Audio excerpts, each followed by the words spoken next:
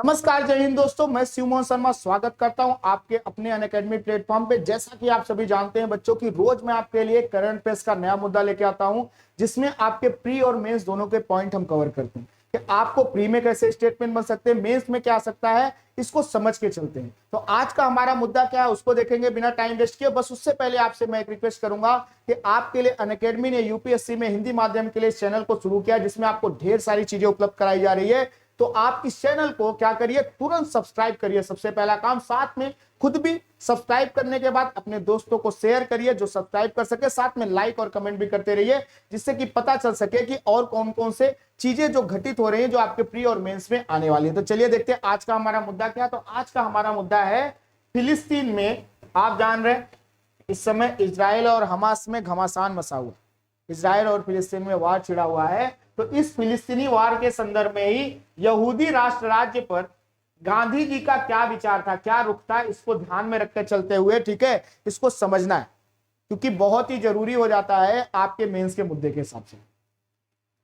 सीधा सा एक सवाल आ जाएगा, ठीक है, कि फिलिस्तीनी जगह पर अगर बात करें, फिलिस्तीनी में यहूदी राष्ट्र राज्य पर, ठीक है, गांधी का क्या विचार था, गांधी का क्या रुख था, इसको समझते हुए चलेंगे। तो इसमें ठीक है चर्चा भी करेंगे, देखते भी चलेंगे। तो बात करें अगर, ठीक है,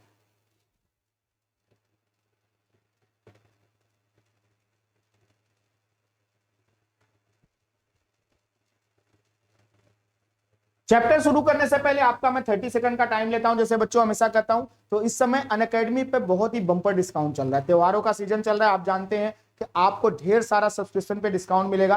तो आपको उस डिस्काउंट के अलावा एक्स्ट्रा एडिशनल डिस्काउंट कैसे मिलेगा और ढेर सारा डिस्काउंट कैसे आप पा सकते हैं। तो मान लीजिए अनअकैडमी ने आपको, हर बार मैं एक एग्जांपल देता हूं कि मान लीजिए अनअकैडमी ने आपको 5,000 रुपए का डिस्काउंट दे दिया है। अब ये 5,000 तो आपके जेब में आ गए, लेकिन और 5,000 आपको कैसे बचाने हैं। तो आप इस SIV5 कोड को अप्लाई कर लीजिए। जैसे SIV5 कोड को अप्लाई करेंगे 5,000 रुपया आपके और बच जाएंगे, यानी आपका 10,000 का फायदा हो गया और आपके पास एक्स्ट्रा पैसे बच गए। तो आप इस SIV5 कोड को अप्लाई कर लिए। जितना बड़ा एग्जाम उतना फायदा, और हर एग्जाम में कोड चलेगा। आपको हर एग्जाम में कुछ ना कुछ रुपए आपको एक्स्ट्रा जरूर बच जाएंगे, जो अनअकैडमी डिस्काउंट देगा उसके बाद। तो चलिए आइए आज के मेन चैप्टर पे हमारे चलते हैं। तो बात करें फिलिस्तीन में यहूदी राष्ट्र राज्य पर गांधी का क्या रुख था। तो बात करें महात्मा गांधी फिलिस्तीन में यहूदी राष्ट्र राज्य की स्थापना का वैचारिक रूप से, विचारिक नहीं एक्चुअली वैचारिक है, ठीक है, वैचारिक रूप से विरोध करते थे। इजराइल और फिलिस्तीन के बीच चल रहे संघर्ष एवं तनाव के संदर्भ में उनके विचार काफी चर्चा में है इस समय, और ये बहुत ही ज्यादा न्यूज में चल रहे हैं। बहुत जगह बहस का मुद्दा भी बना है और बहुत ही ज्यादा न्यूज में चल रहे हैं। क्या कर रहे हैं, यहूदी राष्ट्र राज्य की स्थापना के वैचारिक रूप से विरोध में। हालांकि आपको मैंने बताया था उस दिन इसमें चर्चा करते हुए कि इसके झगड़े की शुरुआत 1917 में ब्रिटिशर ने शुरू करवा दी। कहा कि आप यहाँ पे आके बसिए, और बाद में ठीक है 1945 तक आते आते हालात ऐसे हो गए कि ब्रिटिशर्स खुद भाग गए वहां से। जैसे कि आप देखिए तालिबानियों को, अफगानिस्तान को तालिबानियों के भरोसे छोड़ के अमेरिकी भाग गए। ऐसे ब्रिटिशर्स निकल गए क्योंकि इतना खून खराबा हो गया था कि उनके पास संभालना मुश्किल था। और उन्होंने किसके ऊपर, नया नया यूएन बना था उसके ऊपर डालिया, यूनाइटेड नेशन के। आप इसको देखिए, यूनाइटेड नेशन ने एक बनाया कि आप यहाँ ले लीजिए, यहाँ ले लीजिए, एक विभाजन की नीति बनाई, किसी ने नहीं सुना। और फिर वार हुआ 1948 में, और तब से झगड़ा आप देखिए लगातार चलते चले आ रहा है, और इजराइल हमेशा प्लस में ही रहा। ठीक है, तो यहां पर कहीं ना कहीं यहूदी राष्ट्र राज्य का, ठीक है, गांधी जी वैचारिक तौर पर विरोध कर रहे थे। कैसे, उस पर चर्चा करेंगे। क्या कहा था उन्होंने, गांधी जी द्वारा फिलिस्तीनी में यहूदी राष्ट्र राज्य के विरोध का कारण क्या था, इसको समझ लेते हैं। उन्होंने कहा यूरोप में यहूदी लोगों की दुर्दशा कैसे हुई। 1930 और 1940 के दशक में एडोल्फ हिटलर के नेतृत्व वाले नाजी शासन के तहत यूरोप के यहूदियों को अत्यधिक उत्पीड़न एवं भेदभाव का सामना करना पड़ा, जो कि सही बात है, ये तो हकीकत है।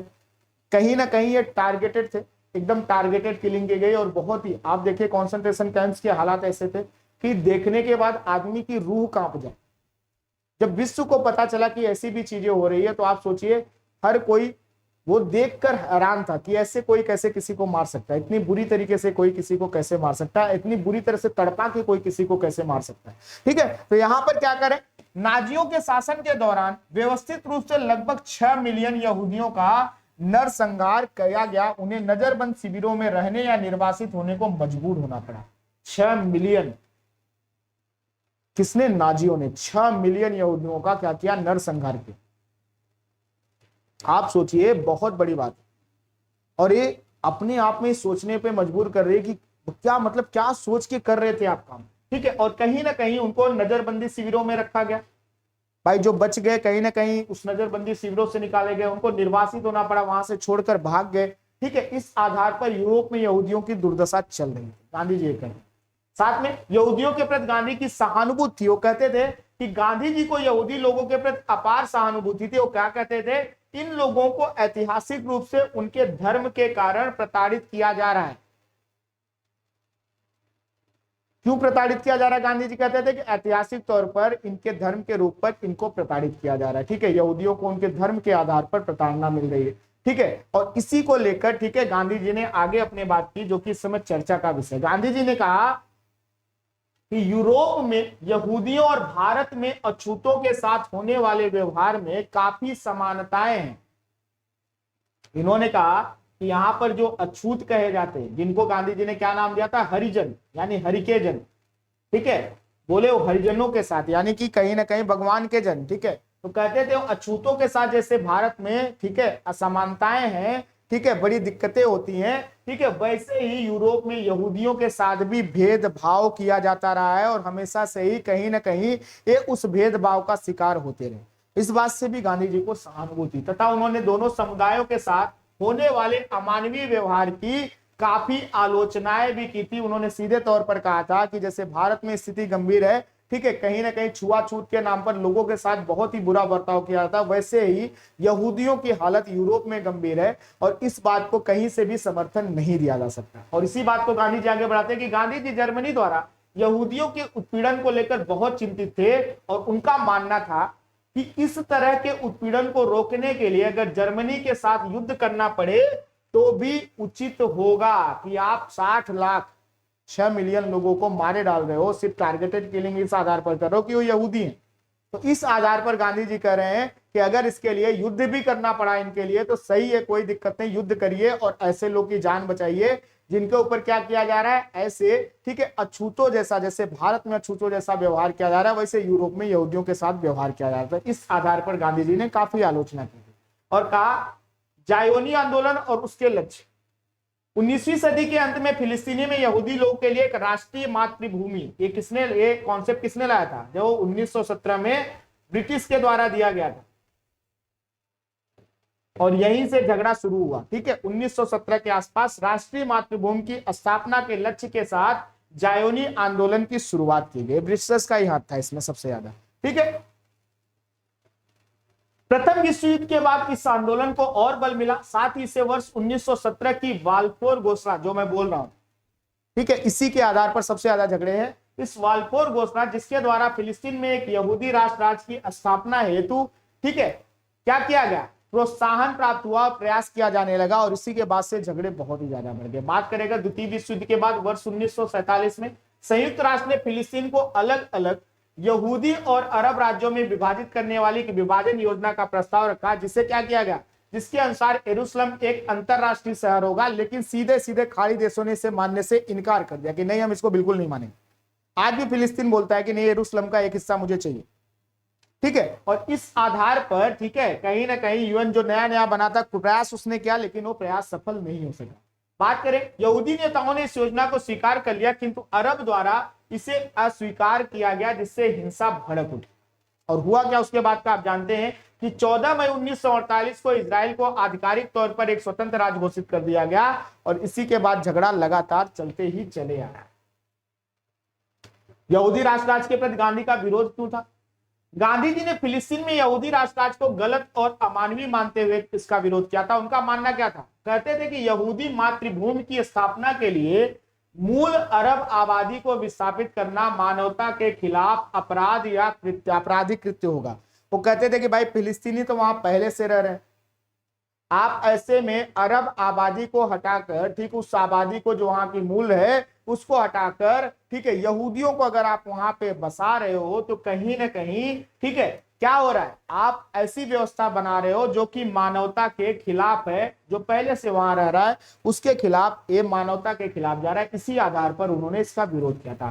साथ में गांधी जी को लगा कि यहूदी केवल अरबों की सद्भावना से फिलिस्तीन में बच सकते हैं और इसके लिए उन्हें ब्रिटिशों के साथ जुड़ाव को कम करना होगा। उनका यह भी कहना था कि अगर उनको इस क्षेत्र में बसना है तो उन्हें अरबों से जुड़ाव बढ़ाना पड़ेगा, अरबों से संबंध यानी खाड़ी देशों से संबंध अच्छे करने पड़ेंगे, और ब्रिटिशर्स जो कि उनको बढ़ा चढ़ाकर कहीं झगड़ा करवाने की कोशिश कर रहे हैं और आगे कैसे कर रहे हैं, एक ऐसा विभाजनकारी समाज बनाने की तैयारी कर रहे हैं, उनसे अलग थलग होकर कहां जाना पड़ेगा, खाड़ी देशों से संबंध अच्छे करने पड़ेंगे ताकि वो उस क्षेत्र में रह सके और बच सके। बात करें आगे कि उनका मानना था कि कोई भी धार्मिक कृत्य जैसे यहूदियों का फिलिस्तीनी लौटना गंभीरता से नहीं बल्कि अरबों की सद्भावना के साथ लागू होना चाहिए, यानी कि आपका उस क्षेत्र में स्वागत तभी हो सकता है जब आप उस क्षेत्र के वासियों के साथ समन्वय बनाकर कार्य करें। कहने का मतलब है कि तभी आपको वहां पर रहने और बसने के लिए क्या होगा, आसानी होगी, और इसी को लेकर गांधी जी ने विरोध किया था। इस बात को ध्यान में रखकर चलें। बात करें आगे, गांधी जी का मानना था कि फिलिस्तीन में यहूदी मातृभूमि की अवधारणा दुनिया भर में यहूदी अधिकारों की लड़ाई का खंडन करती है, और उन्होंने सवाल किया कि यदि फिलिस्तीन यहूदियों का एकमात्र घर है तो क्या वे दुनिया के उन हिस्सों को छोड़ेंगे जहां पर वे पहले से बसे हुए हैं, खास करके यूरोपीय देश हो गए, पश्चिमी देश जो कि ठीक है पश्चिमी कंट्रियों में बचे हुए थे, साथ में आपके कहां पे वेस्टर्न कंट्रियों के अलावा अमेरिका में बसे हुए, अलग अलग देशों में बसे हुए। तो अगर उन्होंने कहा कि क्या यही अगर इनका ठीक है मूल देश है जो इजराइल बनाया जा रहा है, तो क्या अन्य देशों में रहने वाले सारे जितने भी यहूदी हैं वो क्या इजराइल में ही आके बसेंगे? तो इस आधार पर इन्होंने कहीं ना कहीं उस राष्ट्र राज्य का विरोध किया। बात करें गांधी के रुख का भारत इजराइल के फिलिस्तीन नीति पर क्या प्रभाव पड़ने वाला है, जो कि आपके प्रश्न बनेगा। गांधी जी की राय और उनके स्वयं के साम्राज्यवाद विरोध का भारत के पहले प्रधानमंत्री जवाहरलाल नेहरू पर गहरा प्रभाव पड़ा था।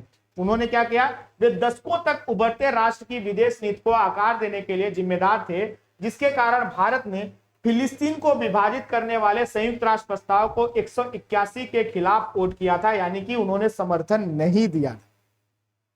ठीक है, तो इसको ध्यान में रख के चलना है कि कहीं ना कहीं गांधी जी की बात को नेहरू जी ने समर्थन दिया था, और भारत ने क्या किया था, यूएन में उस विभाजनकारी नीति को नहीं माना था और उसके खिलाफ प्रस्ताव यानी फिलिस्तीन के सपोर्ट में प्रस्ताव दिया, पास करवाया था।